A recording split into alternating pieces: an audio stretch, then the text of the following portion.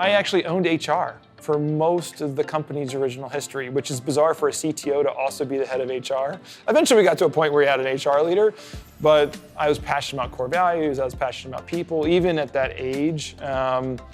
So I think hiring the right people, finding the right fit, being very customer focused was always really core to what I learned. We did start with 4 core values.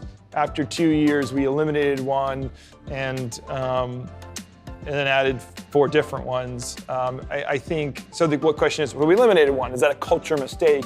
And it was interesting. It was, you could argue the core values when you don't have a company, when you're day one, they're aspirational because there is nothing to fall back on. And there were a handful that were culture mistakes that I wish I could have back. Like people that, these are classic stories of people that are so brilliant and you're attracted to the brilliance, but there's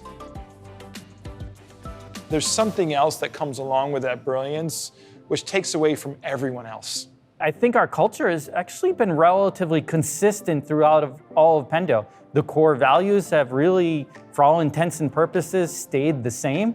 And the interesting thing about that is people underestimate the value of culture. Like having a strong, consistent culture can really help in rapidly scaling companies. It helps you make decisions on what you want to do. It helps you make hiring decisions. It helps you make firing decisions.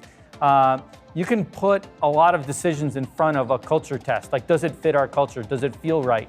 We have a value of maniacal focus on the customer. So you could look at some of our strategic direction decisions and say, is that in the best interest? Does that fit this core value of maniacal focus on the customer? And use that as a gauge for decision making. I think the culture that I wanted was one of transparency, right? Doing it different, right? Being very transparent from what we did at the board meeting all the way down, right? Just being very open and transparent, because if everybody had the same knowledge, they can make better decisions and contextual decisions as well. We all believed that you needed to get people engaged. You had to give them a chance to tell founders and everyone else things they didn't want to hear. And you should be able to back it with data, and that your personal life was also important. So I don't want to let that get lost. We've often been called a startup for grown-ups.